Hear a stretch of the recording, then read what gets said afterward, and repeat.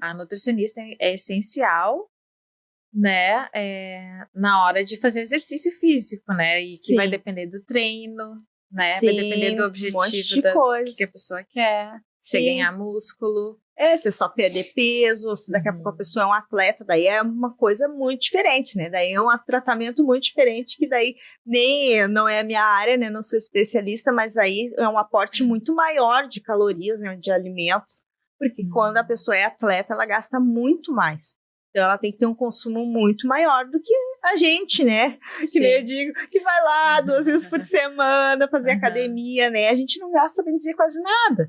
Então, a gente não precisa tomar whey, tomar um monte de suplemento, precisa. Não. Pois não precisa. Porque daí tu vai estar gastando, tu vai 2 vezes na academia. Né? E se tu toma whey todo dia e tu não gasta ele vai acabar virando gordura. Né? Então, isso que eu sempre falo para os pacientes. Por que tu quer tomar whey? Né? Come, é melhor, vai ser mais barato para ti também. Né? Porque o whey não é barato. Se tu fosse fazer um exercício assim, eu corro 5 vezes na semana. Aí eu ia te dizer, não, então vamos suplementar, né? Porque tu vai estar correndo, tu vai gastar bastante. A corrida é um exercício que gasta muito, natação, né? Corrida, tem um desgaste grande. Então daí sim, tu pode fazer esse aporte maior de proteína, né? Ou para um idoso que já tem uma perda muscular, né? Geralmente idosos, quando não comem muita proteína, eles têm uma perda grande muscular. Então, daí a gente usa o whey em idosos para suprir essa perda, né? Sim. Né? Que daí já tem problema de sarcopenia, toda aquela questão. Então, a gente tem que suprir essa perda muscular e a gente entra com esses suplementos, né? Mas aí são casos bem específicos. Eu digo, quem treina assim, as pessoas normais que treinam assim, que nem a gente, 2, 3 vezes por semana. 3 vezes na semana não precisa usar whey, Cris? Não precisa. Não precisa, não, se a gente come... Se a gente tem come que comer bem, tem que comer bem. Tem que comer a carne, tem que comer que nem eu digo, arroz, feijão, salada, carne. Isso aí, é comida mesmo de verdade. Né? É isso aí. Calcula por peso da pessoa, a quantidade de carne que ela precisa? Sim, geralmente, né, homem e mulher tem diferença, né, então a gente faz o cálculo assim, né, carboidratos geralmente não, porque a gente sempre passa, né, os carboidratos todo mundo come o mais que precisa, mas a proteína, às vezes, as pessoas ainda têm uma defasagem, né, nessa questão, né, come pouca proteína e come muito mais carboidrato. Então, tem que ter esse cuidado de estar lembrando, tem que comer proteína, né? Tem que comer proteína, né? Então, a gente tem que, daí, fazer esse cálculo. Mas, geralmente, eu faço quando a pessoa vai 3, 4, 5 vezes na semana na academia, que daí tem um treino muito mais pesado, né? Uma musculação pesada, aí eu acabo calculando. Mas pra gente, assim, que vai lá e não tá fazendo nada tão extenuante, tá? Tu faz teu aeróbico, tu tem, né?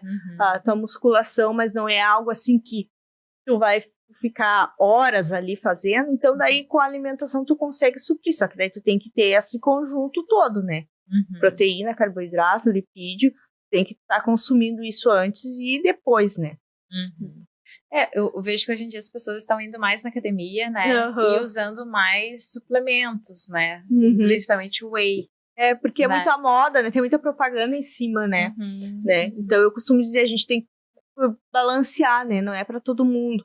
Se a gente tem que nem uma pessoa vegana, vegetariana, que consome pouca proteína, né, de origem, claro, não vai consumir de origem animal, daí a gente faz a suplementação de uma proteína vegana para essa pessoa, né? Mas também tem casos e casos. Tem pessoas que eu conheço, eu tenho um paciente que é vegano, e ela se alimenta super bem, ela não tem nenhum problema com proteína. Seria que é lentilha, feijão? Lentilha, grão de bico, as ervilhas, feijões, né? Então, se tu ter uma regularidade, uma rotina boa, te organizar bem nessa questão da alimentação, tu supre bem e fica bem tranquilo, né? Mas tem pessoas que às vezes acham, vou virar vegano, né? Vou trocar pro vegetarianismo, pro veganismo, e a pessoa come muito mais carboidrato, que é o que normalmente acontece. E aí deixa as leguminosas, que são as principais fontes, de lado. Ou o tofu, né, que também é uma fonte de proteína. Então, acaba deixando isso aí meio de lado. E aí acaba tendo os problemas depois. Então, eu já percebi em alguns pacientes relatos, assim, que viraram veganos, né, e acabam consumindo mais carboidratos, né? Sim. E alguns têm até alguns sinais, sintomas de celíacos, mas na verdade não são. É pelo excesso. Mas pelo excesso dos carboidratos, é isso? Isso? Porque tudo em excesso às vezes vira uma alergia, né? Então a gente tem que ter esse cuidado, é que nem o amendoim é algo que é bem comum. Eu tinha uma paciente, uma paciente vegana, ela comia muito amendoim.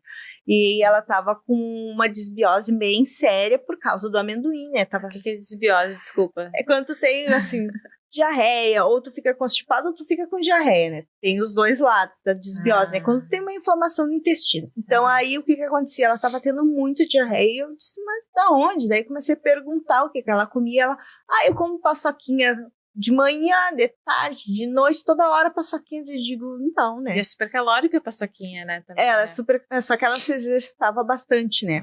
Ela era personal também, ela faz ginástica olímpica. E aí, eu disse pra ela, basta a paçoquinha aí, não tá dando, né? Vamos ter que tirar, porque o amendoim, ele é bem fúngico, né? Ele tem bastante fungos, assim, né? Pela questão da armazenagem e tal. Aí eu falei pra ela assim, não, vamos parar com isso, vamos tirar um mês e vamos ver como é que vai ficar.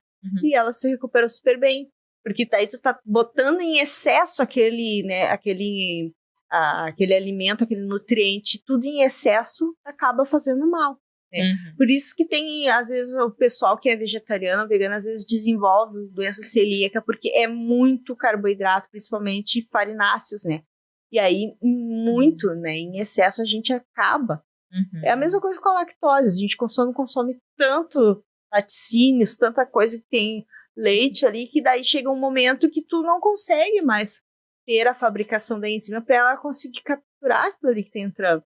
E aí tu começa a ter problemas, né? Às vezes é só um quadro alérgico, depois tu volta e tudo bem. Mas se tu fica naquele ciclo, né, aquilo pode levar a um problema maior.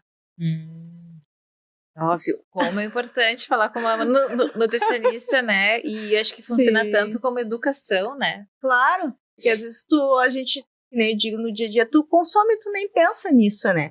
Né? Mas é por isso que eu sempre falo, a monotonia alimentar é o maior problema, né? Uma alimentação monótona. A gente sempre come a mesma coisa. Sim, a gente tem que ter variedade, né? Muita variedade, assim, que nem eu digo, não precisa fazer todos de uma salada diferente, mas tenta pelo menos botar algumas coisinhas diferentes na tua salada, ou um dia come arroz e feijão, outro dia não come feijão, come arroz com alguma outra coisa, né? Tenta ir variando. As frutas também, e tem gente que vai, eu como banana todo dia, só banana, e cadê as outras frutas? Tem maçã, tem tanta outra coisa, né, ali. Então, isso é ruim, porque o que acontece? Quando tu tem essa monotonia, tu acaba absorvendo pouquíssimas vitaminas e minerais, porque tu tá sempre comendo a mesma coisa, e aí fica muito alta uma das vitaminas e as outras baixas, né? Porque tu não tá tendo um equilíbrio, né? E aí a gente começa a ter problemas de, ou excesso de ferro, ou falta de ferro, ou excesso de vitamina B12, ou falta de... E assim vai indo, porque tu não tá tendo uma rotatividade naquela alimentação, né? Aí seria o caso dos suplementos, porque eu vejo mais para mim, puxando para minha área, né? É muito difícil algumas pessoas, pela relação com a comida, né, mudarem os alimentos. Porque algo novo gera medo, assusta, talvez, e vai fazer com que ela saia daquele automático, né? Porque as pessoas também não querem pensar na comida em si, dia né? No dia a dia. Sim. Não, daí o que eu converso muito, assim, né? A gente, quando a pessoa, né, ela não tá acostumada a comer muitas coisas diferentes, a gente começa aos pouquinhos. Eu boto, tipo, uma meta, assim, essa semana tu tenta usar cenoura. Do jeito que tu achar, mas só se tiver que ser cozida, esmagada, ralada, e tu conseguir comer, que seja, né? Mas tenta usar a cenoura, e assim tu vai trocar. É que nem a introdução alimentar de uma criança. É assim que tu faz quando tem um paciente que não... que tem um hábito que a gente fala mais infantil, né? Um paladar mais infantil, que não gosta de comer nenhuma verdura. Aí tu começa por aquelas que seriam as mais fáceis dele conseguir colocar na alimentação dele. E aí tu vai tentando assim, porque daí ele vai testando, esse aqui eu gostei, então eu vou começar a comer cenoura, eu gostei. Aí na outra semana, vamos ver, tenta tomate. Tomate eu não gostei, tá, beleza, daí vamos pro próximo, e assim tu vai indo, é que nem trabalhar com crianças. É uma por semana, uma frutinha, uma verdura. Isso que eu converso muito com eles, assim, tenta experimentar, né, não precisa ser nada exótico, mas tipo, uma laranja, uma bergamota, né, se tu não come muito, leva pro trabalho, né, come, ou uma maçã, uma pera, tenta trocar, não fica sempre na mesma fruta, né, às vezes a pessoa fala, porque eu nem me lembrei das outras frutas. Muitos falam isso. Porque já tá no automático, né? E vai no que é seguro, né?